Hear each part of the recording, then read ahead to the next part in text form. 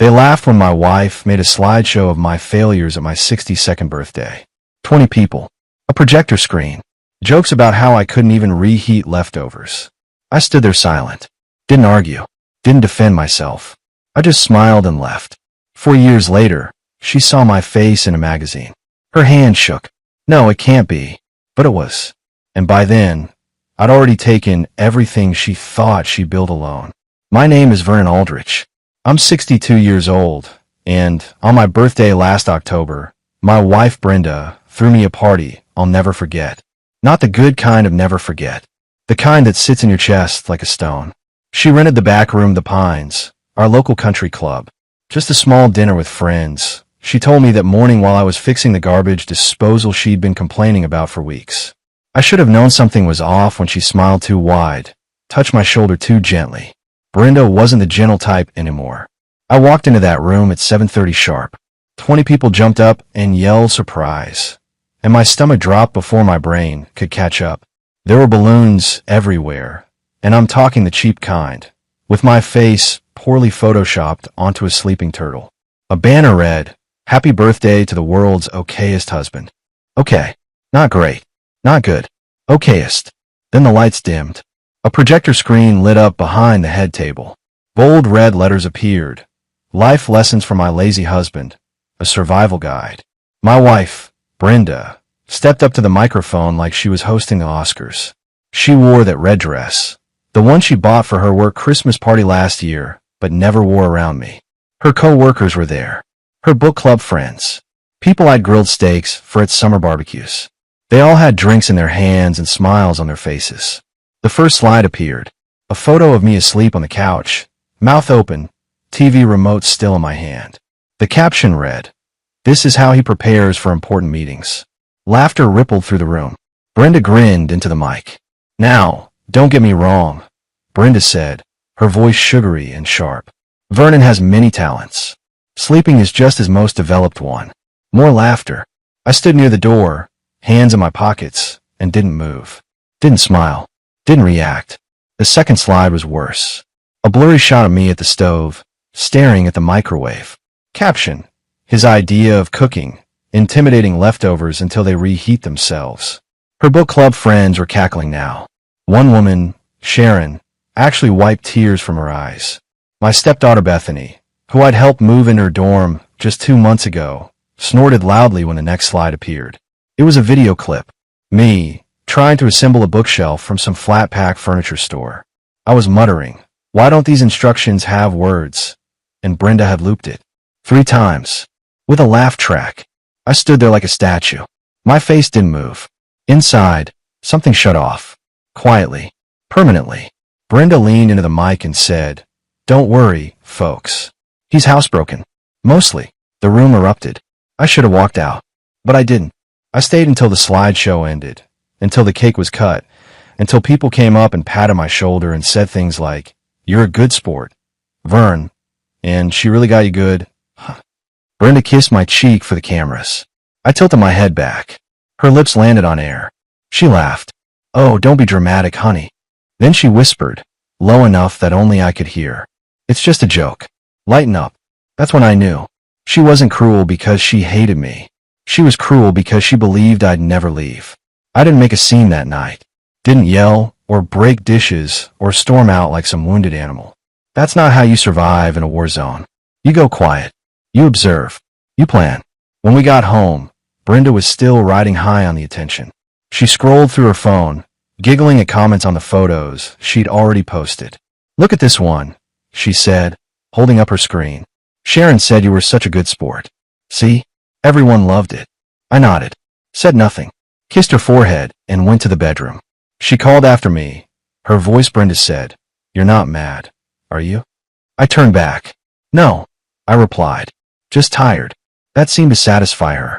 She went back to her phone, back to her validation, back to the world where humiliation was currency and I was the joke that kept paying dividends.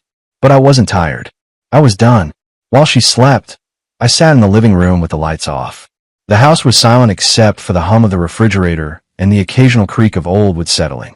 I stared at the wall and thought about everything I'd built in this marriage. Not the house, not the cars, not the stuff. The invisible things. The systems. The routines.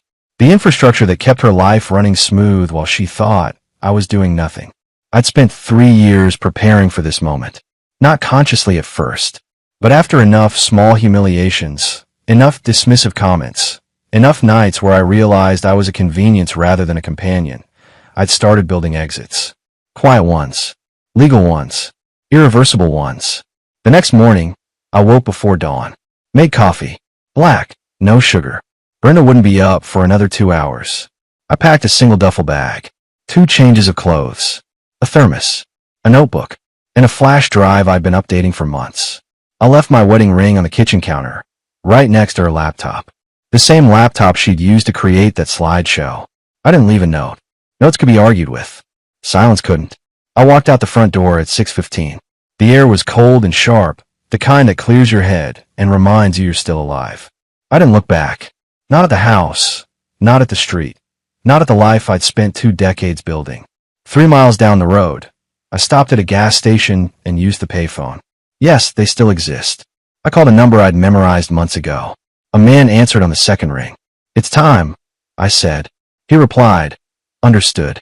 Everything's in motion." I hung up, bought a newspaper, sat in the corner booth of a diner that smelled like burnt toast and pancake syrup, and I waited. Not for her to call, not for her to realize I was gone, but for the first automated notification to hit her inbox. The one that would tell her the house was no longer in my name, that the accounts had been legally separated, that every digital thread connecting us had been severed in the night. By the time she woke up, I was already a ghost. 3 weeks after I left, Brenda posted a video on Instagram. Her sitting at our kitchen island, sipping wine, caption reading, "When your husband's still sulking 3 weeks later. Guess I'm the birthday villain now." She added a crying laughing emoji. 74 likes. Comments from her friends saying things like, "He'll be back. They always come back." And, "You didn't do anything wrong. He's just sensitive." I watched it from a library computer 2 states away. Didn't react. Just took a screenshot and saved it to a folder I'd labeled Evidence of Character. What Brenda didn't know was that her world was already coming apart. Slowly. Methodically. Like pulling threads from a sweater until there's nothing left but yarn. That same day, my stepdaughter Bethany called her from college. I knew because I'd set up alerts on certain accounts. The school's bursar office had sent an email. Tuition payment failed. Twice. Bethany, my stepdaughter, assumed it was a technical glitch.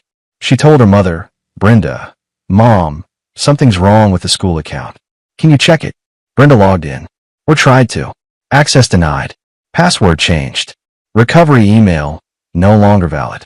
She called the bank that managed the education trust. They were polite but firm. "Ma'am, that account is administered through a revocable trust established by Mr. Aldrich before your marriage. You were added as a convenience user, not a legal owner. He's revoked that access." Brenda's voice must have gone shrill. I could imagine it. "That's impossible. I've been paying her tuition for years." The banker paused. "No, ma'am. He has." That would have stung, but it was just the beginning. 2 days later, a brown envelope arrived at the house. IRS audit notice. Triggered by discrepancies in her Etsy business tax filings from 2 years back. The year I'd helped her cut corners on self-employment taxes. Mileage she never drove. Office space she didn't use. All filed under my preparer ID. Now I was gone, and the IRS wanted documentation. Receipts. Logs. Proof. All of which I had. On encrypted drives. Behind passwords only I knew. She called the IRS. Waited 47 minutes on hold. When someone finally answered, they asked for records. Brenda said, "My husband has them." "And where's your husband, ma'am?" She didn't have an answer. Then her Etsy merchant account froze. Routine verification, they said. They just needed confirmation of business ownership and a digital signature from the cosigner on the account. The cosigner was me. She tried to call me. My number was disconnected. She tried email. Bounced back. She tried social media. My accounts were deleted. Brenda started calling around. My old coworkers. The guy at the hardware store. Nobody had seen me. One man, a retired machinist I used to have coffee with, said, "Vern once joked he'd disappear if things got bad enough." Thought he was kidding. He wasn't. By the end of week 3, Brenda's smug little Instagram video was deleted. Her relationship status changed to, "It's complicated." And the comments from her friends shifted from supportive to curious. "Where is he? Is everything okay? Do you need help?" She needed help, but not the kind anyone could give her. Because I wasn't coming back. And every system she relied on, every convenience she took for granted, was quietly shutting down. One by one, like lights going out in an empty house. By week 5, Brenda stopped pretending everything was fine. She hired a private investigator, a former cop named Detective Hollis. Gruff, 53 years old, built like a filing cabinet with a permanent scowl. He came to the house, sat at the kitchen table, and asked the obvious questions. When did you last see him? Did he take anything? Was there a fight? Brenda answered carefully. We had a birthday party. It was fine. He was fine. Then he just left. Hollis raised an eyebrow. Men don't just leave, Mrs. Aldrich. There's always a reason. She bristled. I didn't do anything wrong. He didn't argue. Just wrote something in his notebook. Hollis started with the basics. Social Security records. Credit reports. DMV. Cell phone pings. Nothing. Not a single trace. My passport hadn't been scanned. No rental cars. No plane tickets. My phone had pinged one final tower the night I left, then went dark. He didn't fly anywhere, Hollis said on week 2 of his investigation. Didn't rent a car. Didn't use his credit cards. Either he's dead, or he planned this. Brenda's face went pale. He's not dead. He's just being dramatic. Hollis leaned back in his chair. Ma'am, with all due respect, a man who disappears this clean isn't being dramatic. He's being strategic. That word hung in the air. Strategic. Then Hollis found something. A small detail buried in old shipping records. A bulk order for mailing supplies from 2 years prior. Billed to a P.O. box 2 counties over. The business name, Aldrich Logistics Consulting. Brenda laughed when he told her. Vernon couldn't run a lemonade stand. Hollis didn't smile. He ran something, and he did it quietly. More digging revealed an LLC registered 3 years ago. Filed in Montana. A trust attached to it. New registered agent. Clauses that redirected all estate powers away from anything joint. He untied every knot, Hollis said. Over years. You wouldn't have noticed because he did it in pieces. Brenda stared at the documents spread across her kitchen table. Bank statements. Legal filings. Business registrations. All in Vernon's name. All dated years before he left. Why? She whispered. Hollis looked at her. You tell me. She didn't answer. But she knew. She thought about the jokes she'd made. The slideshow. The comments of her friends about how he couldn't even change a light bulb without help. The way she dismissed every small thing he did because it wasn't big enough, loud enough, impressive enough. Hollis closed his notebook. Mrs. Aldrich, your husband didn't leave on impulse. He left because he'd been planning it for years. And from what I can see, he made sure you'd have everything you said you built yourself. He stood up, but he also made sure you'd know exactly how much he was actually holding together. After Hollis left, Brenda sat alone in the kitchen. The house felt bigger, emptier, colder. She opened her laptop and searched for Aldrich Logistics Consulting. Nothing came up. No website. No reviews. No social media presence. It was like Vernon had built a ghost company and walked into it, leaving her behind with all the things she thought mattered. The house. The car. The business she claimed was hers. But now, sitting alone, she realized something. None of it worked without him. The recycling plant sat on the edge of a town nobody remembered. Gray walls. Humming machinery. The constant smell of wet cardboard and hot metal. Perfect place to disappear. I started on the night shift. No questions asked if you took cash under the table. The supervisor, a big guy named Roy, handed me gloves and a time card. Don't jam the conveyor with plastic bottles, he said. That's the only rule. I kept my head down. Worked the line.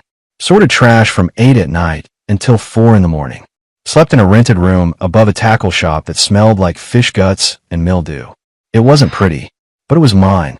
During the day, while everyone else slept or drank themselves numb, I studied. Downloaded PDFs on supply chain management. Watched videos on logistics systems. Read case studies about warehouse optimization. I wasn't trying to impress anyone. I was building something. Something that couldn't be mocked or torn down by someone who thought love meant humiliation. The other workers called me college because I spent breaks reading instead of smoking. They laughed. I didn't care. Let them laugh. For months in, the plant's computer system crashed during a power outage. Everything went dark. Inventory logs corrupted. Orders lost. Management panicked. I walked into the supervisor's office. Roy, my supervisor, was staring at a dead screen, looking like a man watching his career evaporate. I can fix it, I said. Roy looked at me. You? Yeah, me. He didn't have a better option, so he let me try. I spent 6 hours rewiring backup systems, rebuilding the database from fragments, coding workarounds on a laptop, so old it still had a CD drive. By dawn, the system was running, better than before. Roy stared at the screen like I performed a miracle. How the hell did you know how to do that? I said. Word got around. Within a month, the regional manager showed up. Wanted to meet the guy who saved the operation.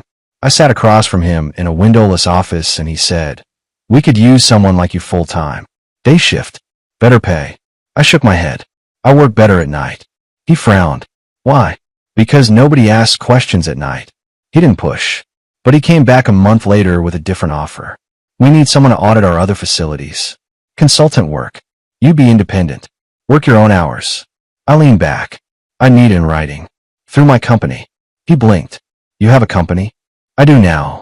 I'd registered Aldrich Logistics Consulting 2 weeks earlier.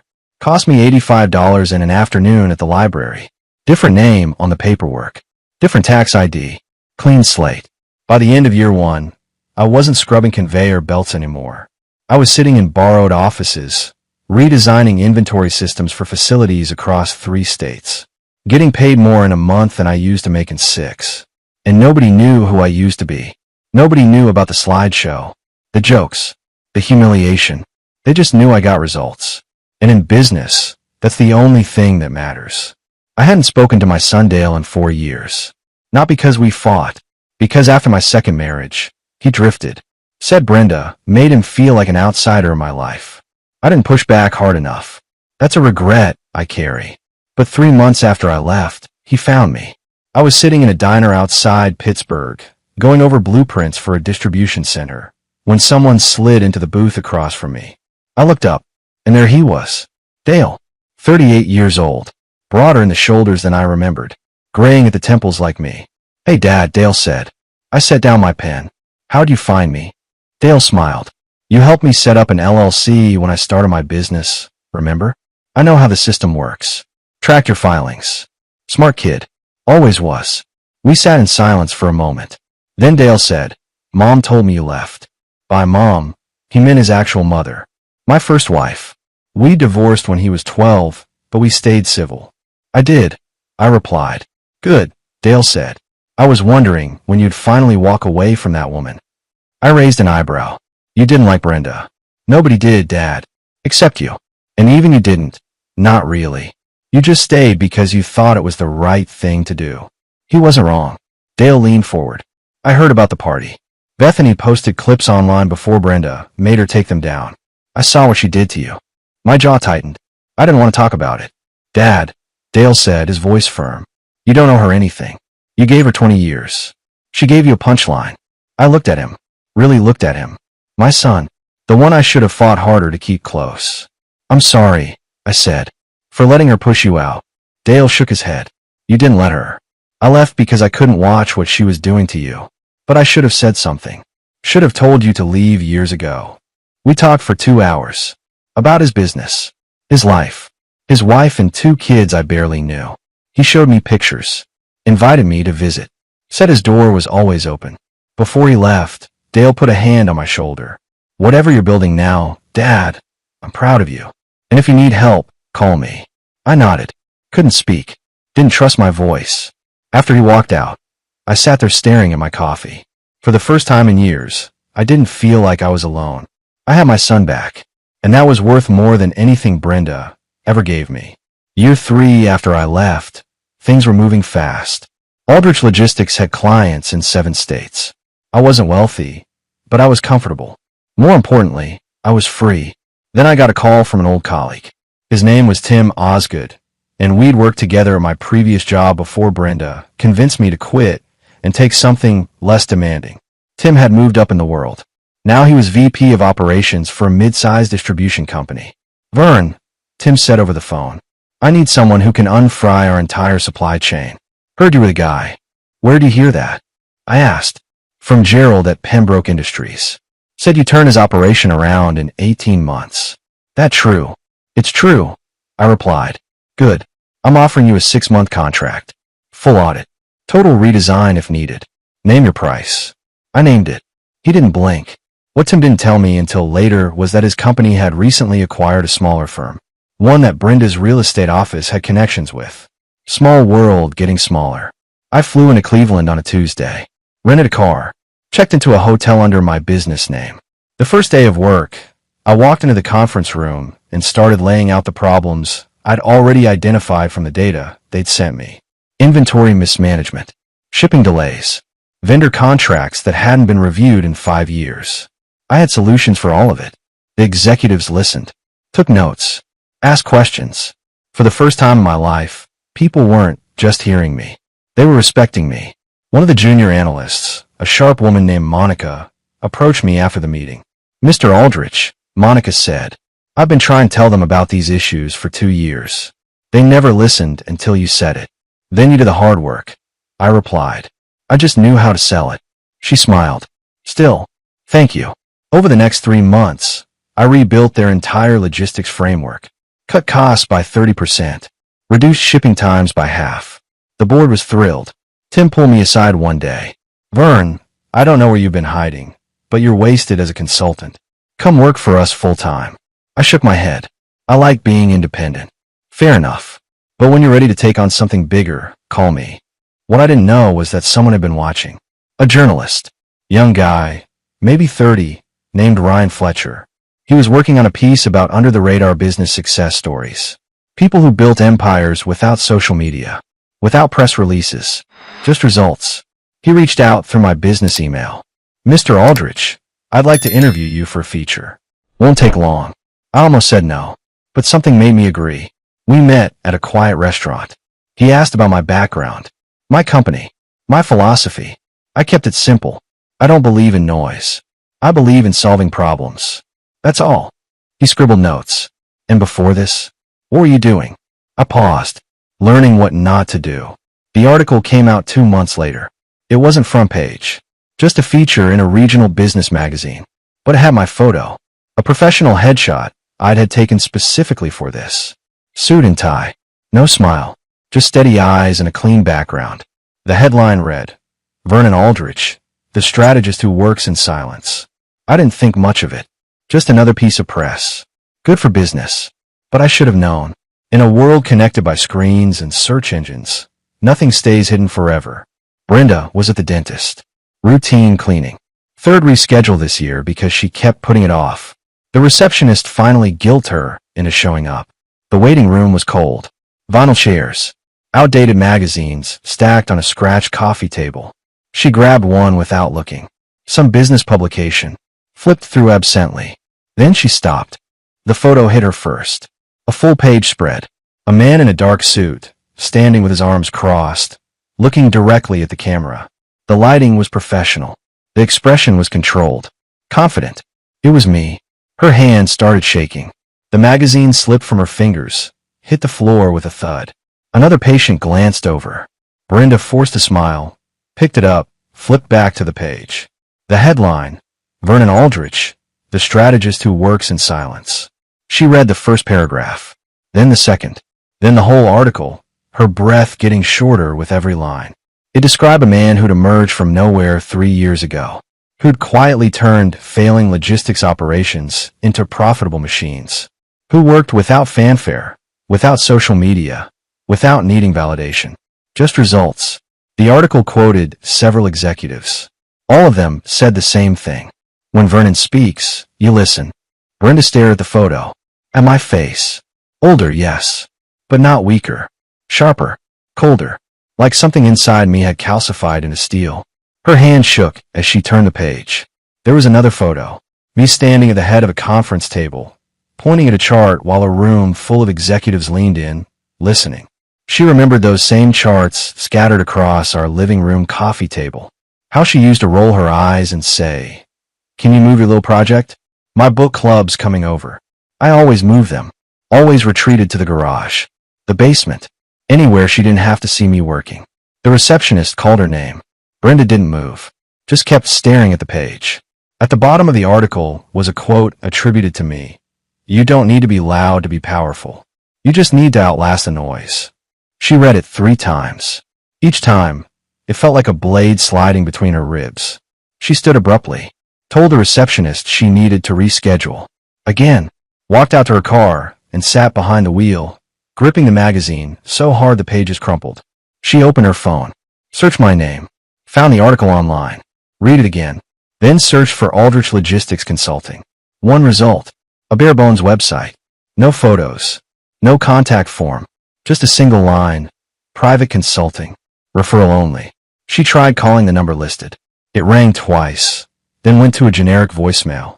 "You've reached Aldrich Logistics. Leave a message." She hung up. Tried again. Same result. That night, she couldn't sleep. She kept thinking about the photo. My face. The way I looked at the camera, like I was looking through it. Through her. And for the first time since I left, she understood. I hadn't disappeared because I was broken. I'd disappeared because I was done. Done being her punchline. Done being invisible.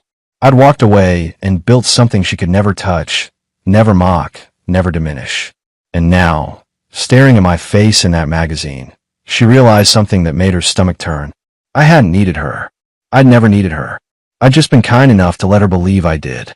Brenda showed up at my office 3 days after seeing the magazine. I knew she'd come eventually. Detective Hollis had warned me months ago that she'd been asking questions, trying to find me. My receptionist buzzed me. "Mr. Aldrich, there's a woman here. Says she's your wife. She doesn't have an appointment."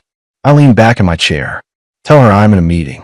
5 minutes later, Brenda walked past security and burst into my office anyway. Some things never change. She stood in the doorway, breathing hard, eyes red. She looked older, tired. The confidence she used to wear like armor was gone. "Vernon," Brenda said, her voice shaking. I didn't stand, didn't smile, just looked at her like she was a stranger interrupting my afternoon. "You need an appointment," I replied. "An appointment?" Her voice rose. "I'm your wife." "You were my wife," I corrected. Past tense. "The divorce papers were filed 18 months ago. You signed them." She had. Through her lawyer. Without ever trying to contact me directly. Brenda stepped closer. "Why didn't you tell me about all this?" She gestured around the office. The sleek furniture. The wall of client logos. The view of the city skyline. "Tell you what?" I asked. "That you were building this. That you were." She struggled for words. "That you were someone." I stood then. Slowly. Looked her in the eye. "I was always someone, Brenda. You just needed me to be no one so you could feel important." Her face crumpled. "That's not fair." "Fair." I walked around the desk. Kept my distance. "You humiliated me in front of 20 people. Made a slideshow of my failures. Laughed when they laughed. And when I left, you posted jokes about it online. I didn't think you'd actually leave," she whispered. "I know. That was the problem." She wiped her eyes. "I'm sorry. I was wrong. I see that now. Can we just talk?" "We are talking. I mean really talk. About us. About fixing this." I shook my head. "There's no us, Brenda. There hasn't been for years. You just didn't notice because I stopped fighting back. So that's it." Her voice hardened. "You just throw away 20 years?" "I didn't throw them away. You did. One joke at a time." Security appeared at the door. 2 men in dark suits. I'd called them the moment she walked in. "Mrs. Aldrich is leaving," I said. Brenda looked at the guards, then back at me. "You're really going to throw me out?" "Yes." She laughed bitterly. "You've changed." "No," I replied. "I just stopped pretending to be smaller than I am so you could feel bigger." They escorted her out. She didn't fight. Just walked, shoulders slumped, all the fire gone. After she left, I sat down and stared out the window. I didn't feel victorious. Didn't feel vindicated. Just tired. My phone buzzed. A text from Dale, my son. Heard Brenda showed up. "You okay?" I typed back. "I'm fine. Dinner this weekend?" "Absolutely." I put the phone down, took a breath, and got back to work. 4 months after Brenda's visit, I got a call from Detective Hollis. He sounded tired. "Mr. Aldrich," Hollis said. "Just wanted to update you. Mrs. Aldrich is officially closing the case. No missing person. No foul play. Just a man who left legally. Good, I replied. For what it's worth, Hollis added, I've seen a lot of disappearances. Most of them are men running from something. You weren't running. You were walking towards something better. I appreciated that. The business kept growing. By year 5, I had 15 employees and clients across the country. I moved into a bigger office. Hired my son Dale as a consultant. He brought a fresh perspective, and working together healed wounds I didn't know we both carried. One afternoon, my stepdaughter Bethany reached out. Not through Brenda. Directly. She sent an email to my business address. Vernon, the email read, I know I don't deserve your time, but I wanted you to know I'm sorry. I watched that video again. The one from the party. I was ashamed of myself. You helped me so much, and I laughed at you. I'm pregnant now. The father left. Mom won't help. I don't know who else to ask. I stared at that email for a long time. Then I called her. Bethany answered on the first ring. Vernon. It's me, I said. She broke down crying. Apologized over and over. I let her finish. Bethany, I said. I'm going to help you. Not because I owe you anything, but because that's who I choose to be. Over the next 6 months, I covered her medical bills. Set up a trust for the baby. Made sure she had what she needed without Brenda's knowledge or interference. When the baby was born, Bethany named him Dale, after my son. She sent me a picture. I put on my desk next to the one of my grandkids. As for Brenda, I heard through mutual acquaintances that she lost the house. Couldn't keep up with payments after her business dried up. She moved into a small apartment. Worked part-time. Stayed off social media. I didn't celebrate her downfall. Didn't feel satisfaction. Just indifference. She'd made her choices. I'd made mine. And we both had to live with them. 10 months later, I was invited to speak at a national logistics conference. 500 people in attendance. When I walked onto that stage, I looked out at the crowd and realized something. I wasn't that man anymore. The one who stood silent while people laughed at him. The one who shrank himself to fit someone else's narrative.